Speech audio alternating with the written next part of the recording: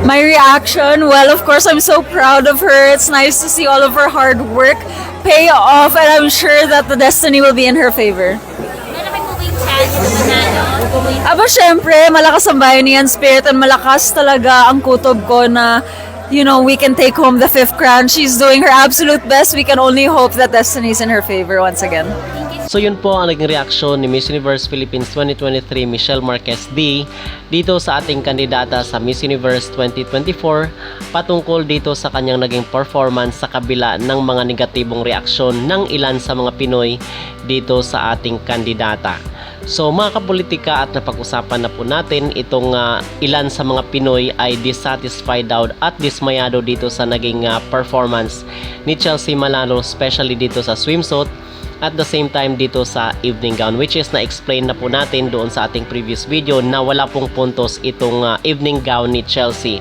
Kasi ang komento ng mga netizen ay bakit parang pang 90s daw itong kanyang evening gown. Kasi nga ngayon yung uso is yung mga manipis na evening gown, and then yung may mga glitters at yung may mga crystal. So yung mga kumikinang na dress talaga ang in sa ngayon. So itong sinuot ni Chelsea Manalo ay wala naman po itong score dito sa mga judges, mga kapolitika. So okay lang po yun. At kung bakit natin ito binibigyan ng reaction, kasi ngayon marami sa mga Pinoy ay talagang nang babash na dito kay Chelsea Manalo. At hindi po maganda itong mga kino-comment nila dito sa social media na kung saan is nadismaya daw sila at hindi sila satisfied dito sa naging performance ni Chelsea Manalo. And sa tingin ko naman mga kapolitika, base rin dito kasi napakomment rin itong si Pia Wurtzbach at itong si Michelle D.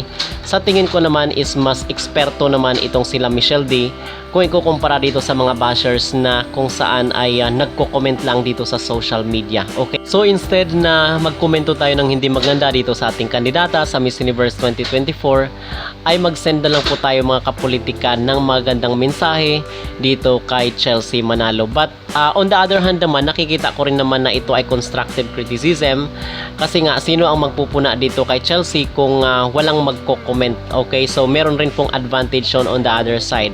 At sa tingin ko naman, kung kaya hindi lahat ay binuga dito ni Chelsea Manalo yung kanyang performance, hindi niya binigay yung pinaka the best niya, ay dahil meron pa pong finals. And sa tingin ko doon niya talaga ibibigay lahat ng makakaya niya dito sa Miss Universe 2024 kasi sa tingin ko ay alam naman ni Chelsea Manalo paano laruin at alam niya din at the same time na pasok na siya sa top 30. Kasi doon talaga ang pinaka-crucial kasi maliit na nga lang yung numbers ng candidates sa top 30, and then baka doon i-highlights yung mga performance ng bawat kandidata. So yun po ang ating abangan. At yun din po ang aking nakikita kung kaya sa tingin ko ay sinasabi ng iba na parang meron pa daw nag-hold back dito kay Chelsea, at ang iba ay kinukumpara pa nga siya dito kay Celeste Cortesi. But sa tingin ko naman ay ibang-iba ang aura ni Chelsea Manalo dito kay Celeste Cortesi kasi maliwanag po at maaliwalas ang mukha ni Chelsea kung ikukumpara doon kay Celeste Cortesi. Okay?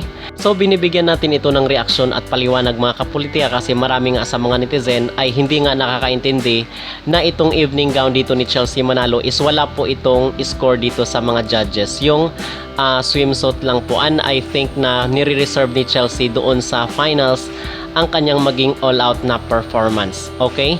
So ano ang inyong masasabi dito sa naging komento at opinion ni Michelle din na kung saan is malakas daw umano ang kanyang kutob na may uwi niya ni Chelsea Manalo ang 5th crown, ikalimang corona para sa Pilipinas. Naniniwala ba kayo mga kapolitika? Mag-comment down below at huwag kalimutang mag-like at mag-subscribe na rin kayo para updated kayo sa ating mga latest issue.